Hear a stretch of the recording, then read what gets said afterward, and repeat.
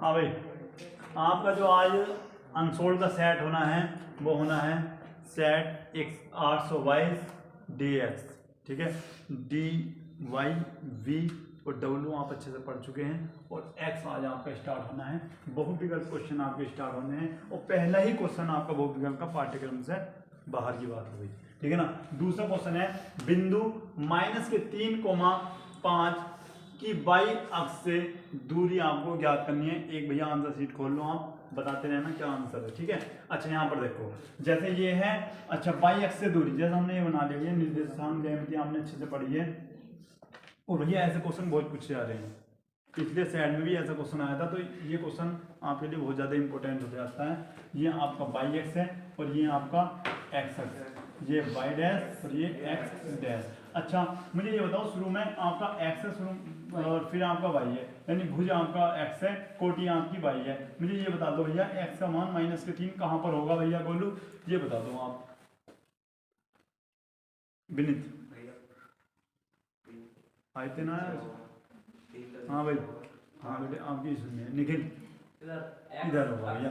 देखो यहाँ पर अगर तुम बात करिए, हमारा 1 है, यहाँ पर 2 है, यहाँ पर 3 है, ठीक है। लेकिन यहाँ पर क्या होता है, -1 -2 -3 हो जाता, और -4 इधर भी जा रहे हैं ना।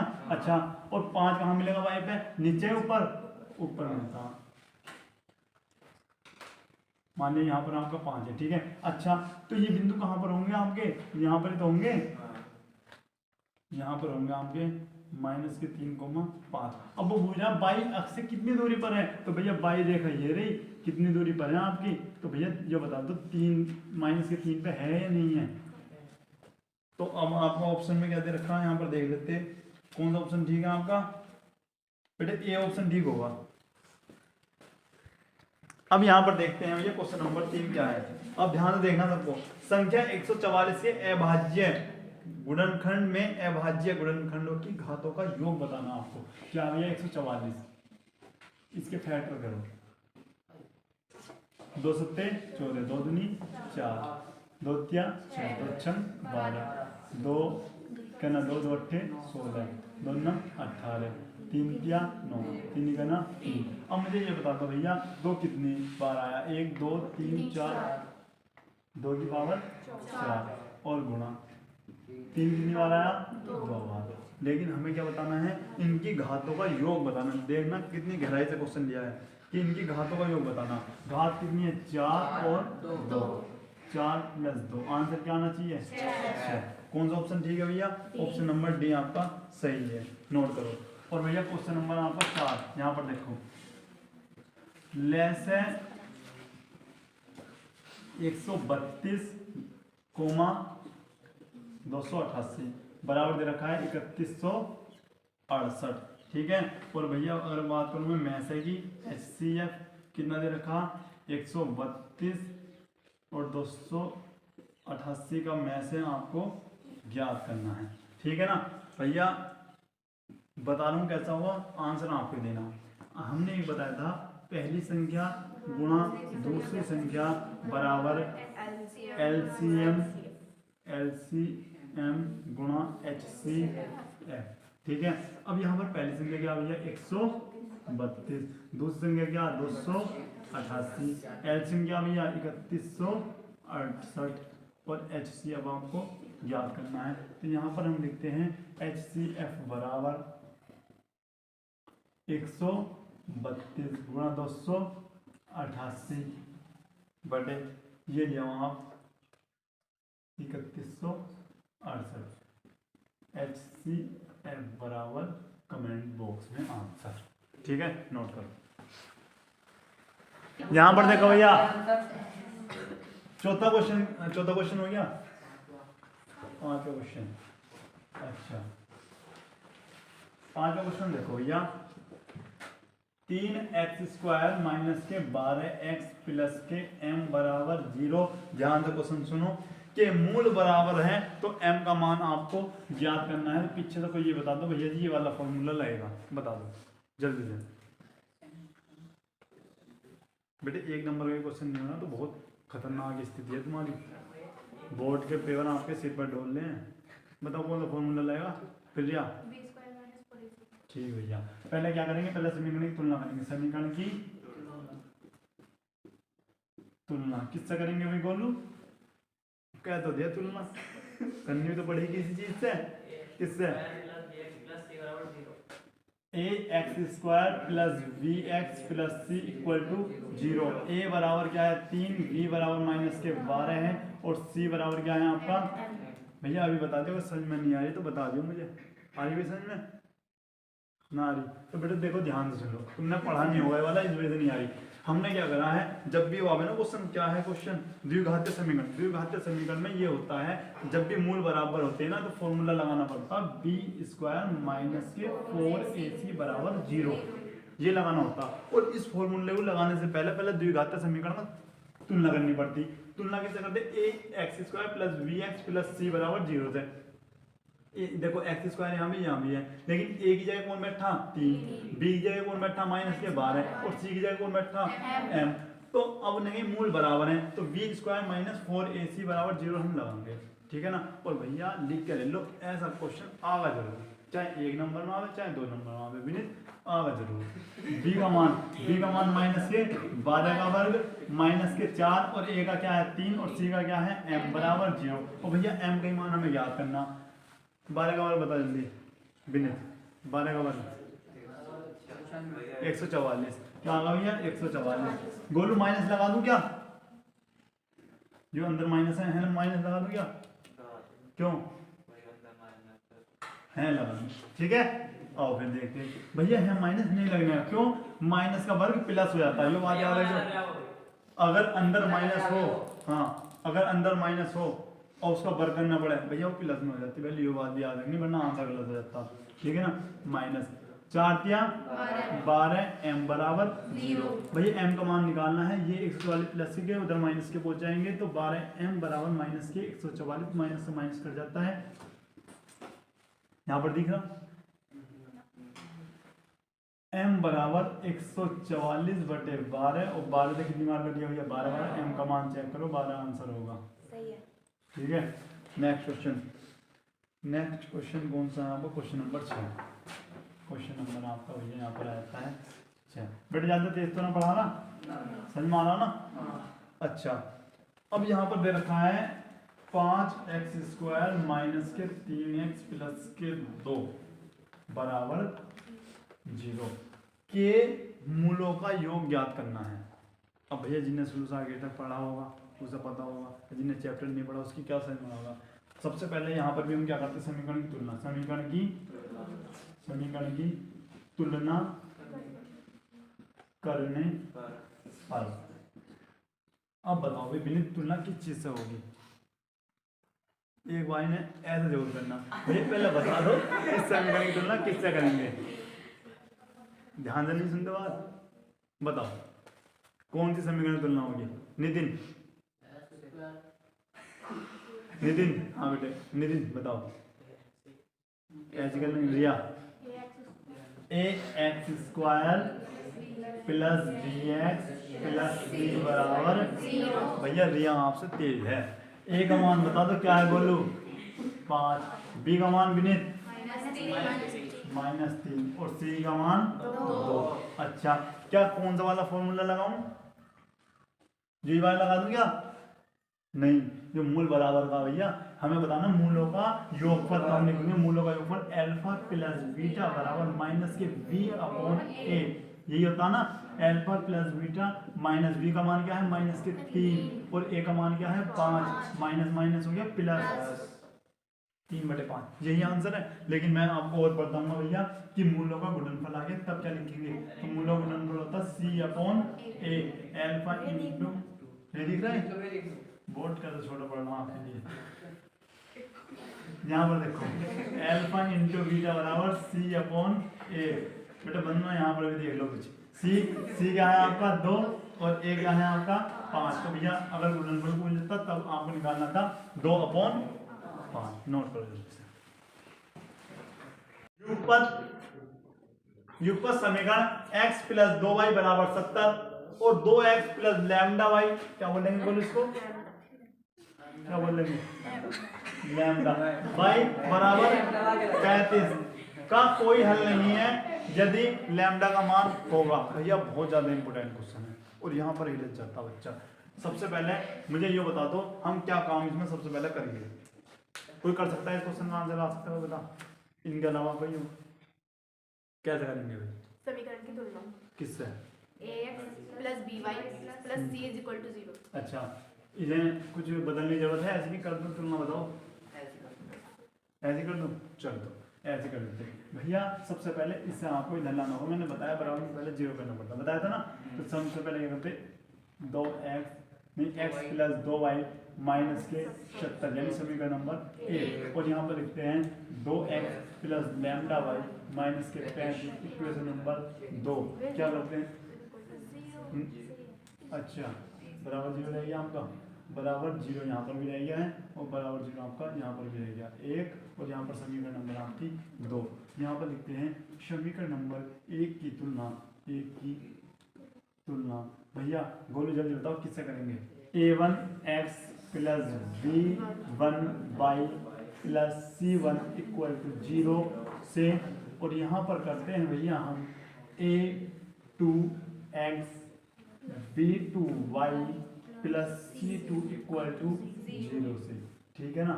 अच्छा, यहाँ पर a1 की अगर हम बात करें, जहाँ कोई नहीं वहाँ पर 1 होता है, तो a1 का मान आपका 1 मिल गया है। और b1 की बात करें हम, तो v1 की वैल्यू आपको क्या मिल जाती है? 2।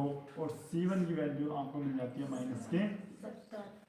उसी प्रकार अगर यहाँ पर बात करें a2 की, तो आपको 2 मिल जाता है। और v2 की आपको यहाँ पर लैम्डा मिल जाता है। और c2 को आपको यहाँ पर -के 35 मिल जाता है।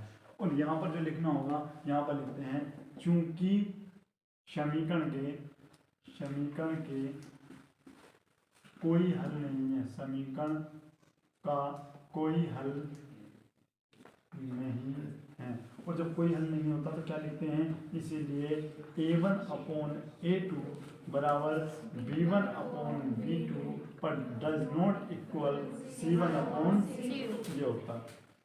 a1 की वैल्यू बताओ 1 और a2 की वैल्यू 2। उधर ही v1 की वैल्यू आपकी 2 और v2 की लैम्डा, यही है ना। हमको लैम्डा का मान निकालना है, तो हम करेंगे लैम्डा बराबर 2 × 2। यहाँ आपका आता है लैम्डा बराबर, आंसर चेक करो, सही है, नोट करो जल्दी से भाई। नेक्स्ट क्वेश्चन जो क्वेश्चन नंबर 8 है आपका। 2 बिंदु आपको दे रखे बिंदुओं। अब देखो यहाँ पर बिंदु दे रखे, एक ये है।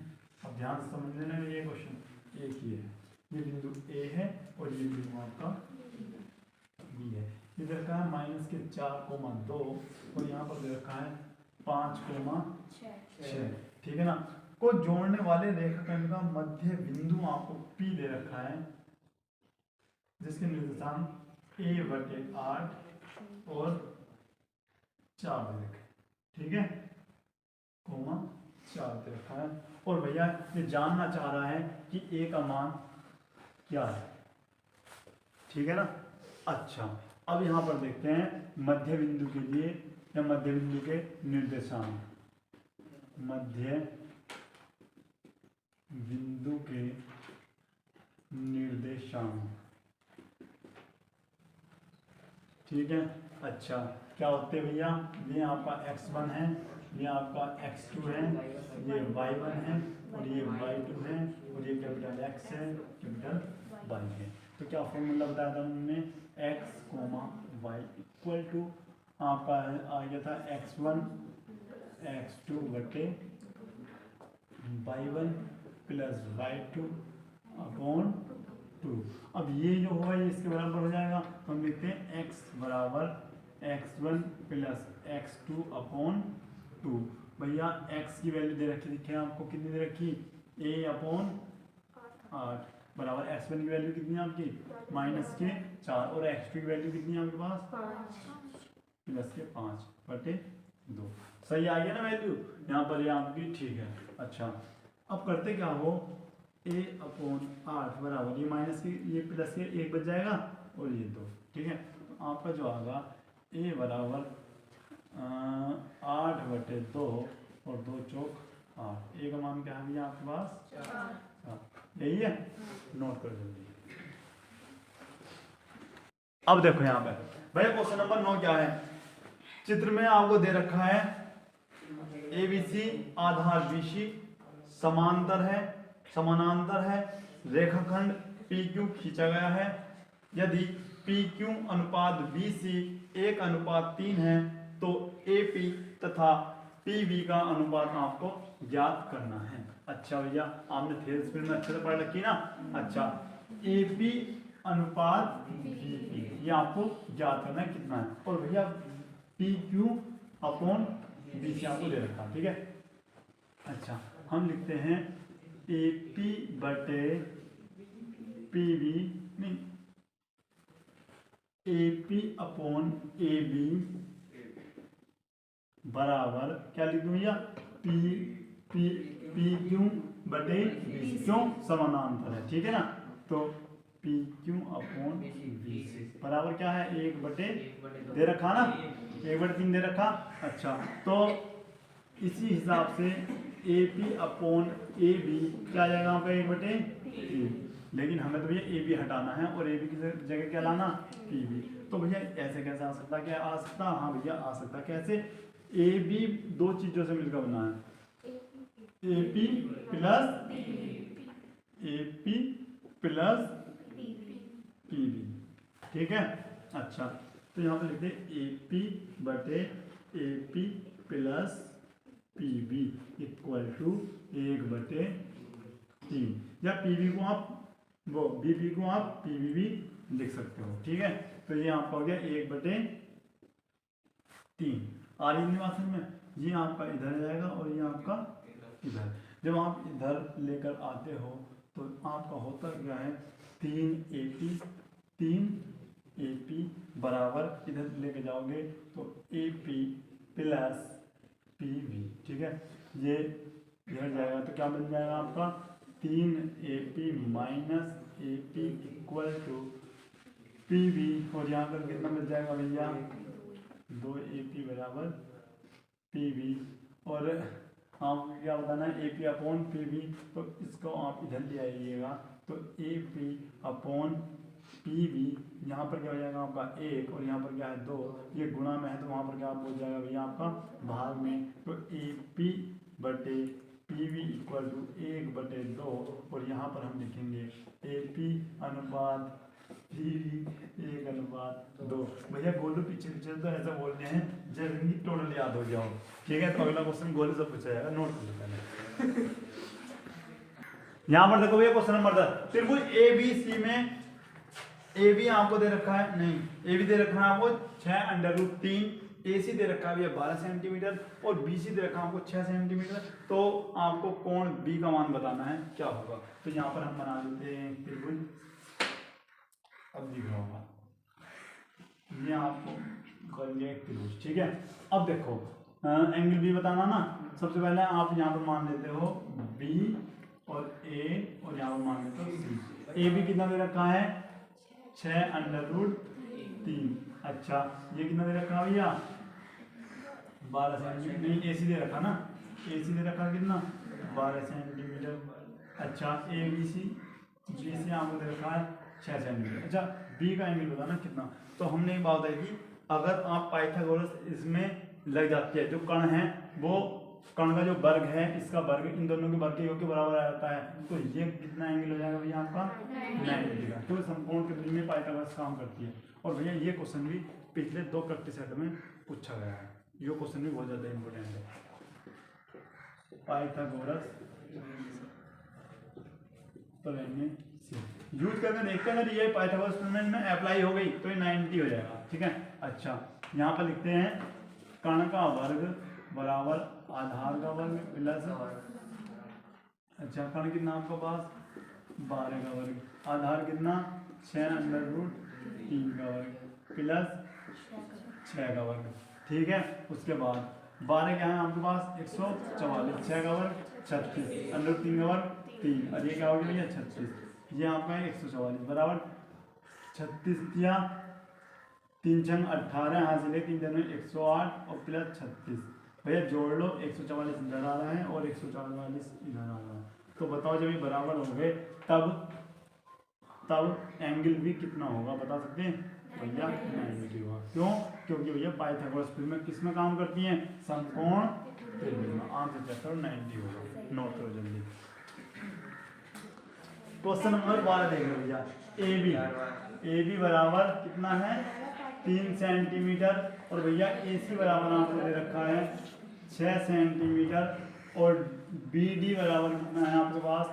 2 सेंटीमीटर और सी डी दे रखा है आपको 4 सेंटीमीटर। तो आपको बताना है एंगल वी ए डी और एंगल सी ए डी का अनुपात आपको बताना है। ठीक है ना? अच्छा, यहाँ पर बना लेते हैं डायग्राम जो आपको दे रखा है। ये क्वेश्चन भी यहाँ पर त्रिभुज से दिया गया है। देख रहे हो त्रिभुज कितना पूछा जा रहा है आपके एग्जाम में? तो ये आपका 3 सेंटीमीटर, ये 2 सेंटीमीटर और ये आपका 4 सेंटीमीटर। गोलू भैया नोट मत किया करो, पहले समझ लो। ठीक है ना? अब करेंगे क्या? सबसे पहले यहाँ पर करेंगे भैया, जब ऐसे दे रखा है ना तो करेंगे क्या? ए बी बटे ए सी। ठीक है? यहाँ पर देखो ये कितना है आपका? आपको बताना है ये जब है 3 और ये है 6, 3 बटे 6, 3 कहना 3, 3 दूनी 6, आपका जाएगा 1 बटे 2। ठीक है भैया। अब उसके बाद आप देखते हो वी डी बटे सी डी 2 बटे 4, 2 कहना 2, 2 दूनी 4। देखो यहाँ पर भी भुजाओं का अनुपात कितना आ रहा है? 1/2, 1/2। इसका मतलब भैया एंगल का अनुपात जो होगा आपका 1:1 आ रहा है। ठीक है भैया? इनमें भुजाओं का अनुपात जब समान आता है तो एंगल भी क्या होंगे? समान। ठीक है ना? नोट करो। यहाँ पर देख लो भैया। अब ये क्वेश्चन मैंने जब आपको त्रिकोणमिति पढ़ाई थी बहुत अच्छे से समझाए थे भैया कि ये क्वेश्चन जो रखते हैं, बताया था ना। और ये भी बताया था इनका आंसर क्या आता। सबसे पहले साइन 31 है और आपका कोस को अच्छा बताओ क्या लिख सकता हूँ? कोस को क्या लिख सकता हूँ? 90 माइनस 81, ये तो लिख सकता हूँ। ठीक है ना? अच्छा, तो यहाँ पर लिख सकता हूँ साइन 31 डिग्री। अच्छा, cos 90 minus theta sine theta और ये आपका कट गया और आंसर आ गया क्या? 1। यहाँ पर आप लिख भी सकते हो क्योंकि कोस 90 माइनस थीटा इक्वल टू होगा आपका साइन थीटा। नोट कर लीजिए। आइए गाइस, अब देखते हैं आपका 14वां क्वेश्चन क्या है भैया। दे रखा है बिंदु O का बिंदु A और P से देखने पर अवनमन कोण की माप दे रखी है। अच्छा, माप होगी ये आपको बताना है। अच्छा, ये देखो यहाँ पर 45 है तो भैया सबसे पहली बात आपकी ये कितनी होगी भैया? 45 होगी। ठीक है? उसके बाद में क्या पूछा भैया? अच्छा, दूसरा पूछा। अब एक बात बताओ भैया मुझे, अगर यहाँ पर अवनमन कोण होगा तो यहाँ पर कितना है भैया? 60 है तो यहाँ कितना बच जाता है? जब 90 में से 60 घटाइए कितना आ जाता है आपका? 30। तो ये कितना है भैया आपका? 30 आ जाता है। इसी हिसाब से यहाँ पर भी आपका क्या हो जाएगा? ये 30 डिग्री हो जाएगा। ठीक है? तो ऑप्शन नंबर आपको कौन सा ठीक होगा? ये होगा 45 डिग्री और 30 डिग्री। नोट करो भैया। अच्छा, 15वां क्वेश्चन क्या है? 15वां क्वेश्चन भी आप यहाँ पर देख लीजिएगा। 15वां क्वेश्चन है एक वृत्त की परिधि तथा क्षेत्रफल संख्यात्मक रूप से समान है तो उस वृत्त की त्रिज्या आपको ज्ञात करनी है। तो यहाँ पर लिखते हैं वृत्त की परिधि। वृत्त की परिधि बराबर है किसके? वृत्त के क्षेत्रफल के। यानी वृत्त की परिधि बराबर वृत्त का क्षेत्रफल। परिधि क्या होती है? 2πr, क्षेत्रफल πr²। अब यहाँ पर देखिए पाई से पाई कट जाता है, इस r से स्क्वायर कट जाता है तो आपको आता है 2 बराबर r, यानी r बराबर 2 मात्रक। ये आपका हो जाता है आंसर। भैया नोट करो इसको भी। अच्छा, 16वां। हालांकि गाइस ये आपके सिलेबस से हट गया लेकिन फिर भी क्वेश्चन नंबर 16 हम यहाँ पर देख लेते हैं। ये है भैया कि घनाभ अच्छा, एक ठोस धातु के घनाभ की विमाएं आपको दे रखी है जो कि आपके लंबाई 9 सेंटीमीटर है, 9 मीटर दे रखी है भैया। अच्छा, चौड़ाई आपकी 8 मीटर दे रखी है और बात करें ऊंचाई की तो ऊंचाई आपको 2 मीटर दे रखी है। अच्छा, पिघलाकर 2 मीटर कोर का एक घनाभ बनाया, मतलब घन बनाया जाता है। ठीक है, ये आपका देखो मैं आपको बता देता हूँ, ये आपका था घनाभ। ठीक है, इस प्रकार से ये आपका घनाभ था। यहाँ पर भी, यहाँ पर आप इस प्रकार से बना सकते हैं। ये आपका घनाभ था भैया। और हमने क्या करा, ठीक है, हमने क्या करा, इसे हमने क्या करा, एक घन में पिघला लिया। इससे पिघलाकर हमने क्या करा, एक घन बना लिया, जिसकी भुजा हमने कितनी ली हुई है, 2 मीटर। 2 मीटर का एक हमने घन बना लिया है। और इसकी लंबाई चौड़ाई तो आपको यहाँ पर दे रखी है। और देखो, पिघलाने के बाद जब हमने इसमें रूप बदला तो एक चीज ऐसी होती है जो क्या भैया, बराबर होता आयतन। लेकिन इसने पूछा है कितने, यानी n का मान पूछा। यहाँ पर हम मान सकते कितने ये बने हैं, यानी हम और भी बना सकते हैं ना, हम बना सकते हैं और बहुत सारे बना दिए हमने ऐसे कि भैया ये कितने इतने घन बनाए होंगे। ठीक है, कितने बनाए होंगे, ठीक है ना, बने घनों की संख्या। तो हम क्या करेंगे, घनाभ का आयतन, यहाँ पर लिखेंगे घनाभ का आयतन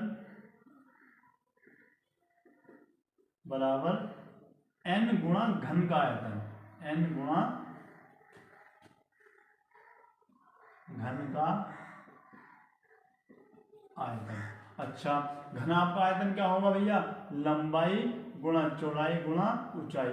अच्छा, n गुणा घन का आयतन क्या होता है, भुजा की पावर 3, भुजा मैंने ये मान रखी है। ठीक है, अच्छा, अब यहाँ पर देखिए किस किसी गुणा करनी, 9 गुणा 8 गुणा 2 बराबर है n गुणा 2 की पावर 3।